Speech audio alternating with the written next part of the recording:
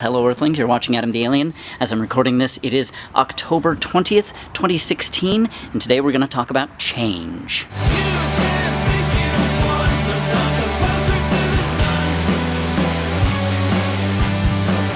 So last night, instead of staying home and watching the debate and giving myself a headache and hating myself for watching it at all, I decided to go to the first ever Canby Film Festival. Today, I mentioned that fact on Twitter, and that is when an old friend of mine, CJ, replied that he was really surprised that Canby had a film festival, and to be honest, so was I. I grew up in Canby, and it definitely has that 50s suburban small-town feel, or at least it did when I was growing up. It has by no means shaken that, neither the positives nor the negatives, but it has made progress in joining us in the modern age. Back when I was in high school, I would have compared Canby to the fictional town of Beaumont. Don't know what Beaumont is? Watch Footloose. Not the new version, the old version. Why would you want to watch any version without Kevin Bacon in it? He's Kevin Bacon. Anyway, as an adult, I moved away from Canby, and when I left, it was still this place that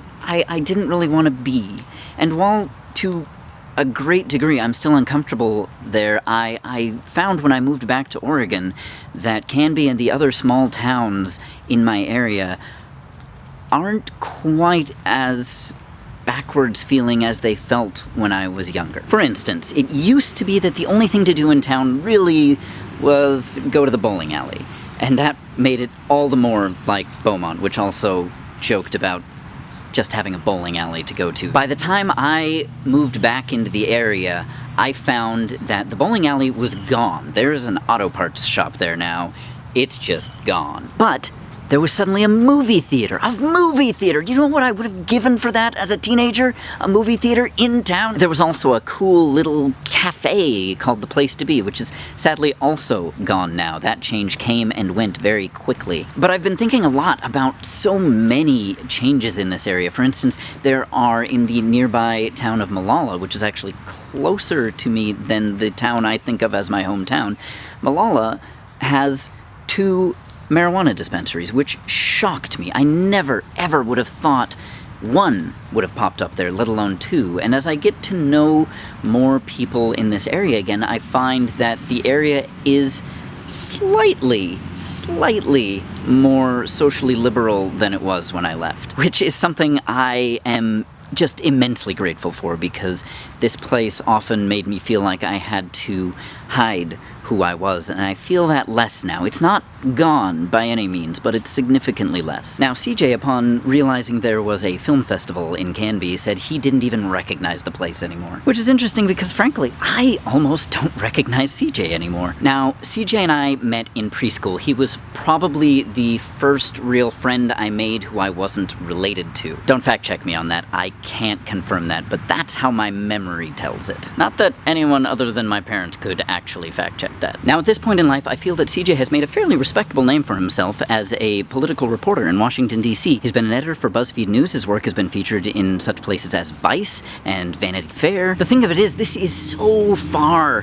from the various CJs that I've known over time.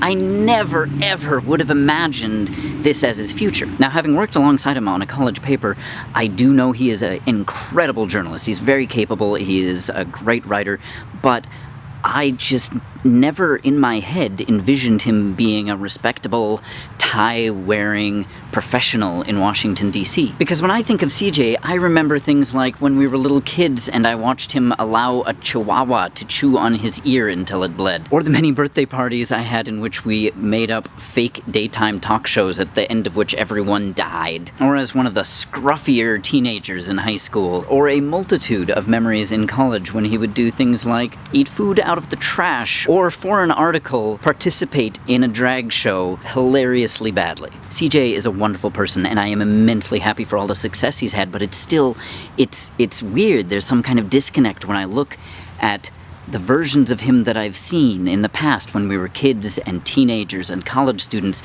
to the person he is now. And I'm having that same kind of realization about the area that I grew up in. There's so much change. All I have to do is look around me. This place alone is so vastly different, both in actuality and in how it feels than how it used to be. Now, I am not by any means the first person to come across the revelation of, oh my god, things are changing around me, nothing stays the same. This is far from even the first time I've thought of it. But I do think it's something important to sit and reflect on. We are so afraid of change in our lives. But change is the most inevitable thing in our universe. And it's easy to want to resist it, to want to keep things the same. I think that's a lot of what we're seeing in our political environment right now with Donald Trump and supporters. They just want things to be, you know, the way they used to be, back in a past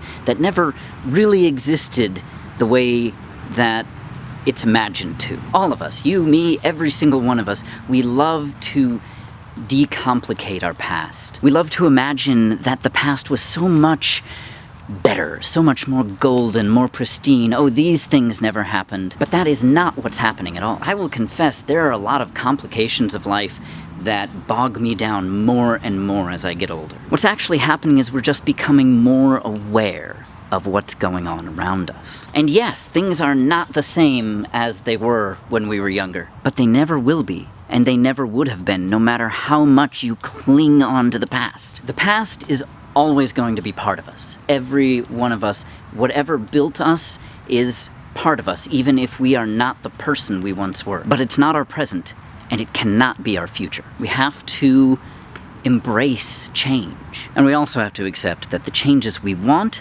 aren't necessarily going to happen as quickly as we want. But when I look around at the area I grew up in and how much it has changed and how much it is slowly progressing towards something better, I can't help but feel just a little tingle of hope. Change is inevitable, and change is slow. If something has changed and it makes you uncomfortable, I would urge you to analyze why. Does it make you uncomfortable because it's different? Because it's unfamiliar? Because it's not what you remember? Does it make you uncomfortable because you are now more aware of problems you could previously ignore because they didn't affect you? Or, and this is the only time I think we should resist change, is it change in the wrong direction? I can't answer that question for you. But I can tell you that I hope you will see the difference between those three options. Just because something is different, just because it's not the same, does not mean it's change in the wrong direction. Nor does my saying that mean that there is necessarily a right or wrong direction in all cases. But as you go through life and help make the world the way you want it to be, I hope you will recognize that there is no resisting that change. Something is going to change, and you get to help decide what that change is. Until next time, I'm Adam the Alien. Fare thee well. Go buy truck, go buy truck, go buy truck, go buy truck. We don't like you here. No trucks here. No, go away, go away. You are noisy, and we don't like you. Journalism. Damn it, Shadow.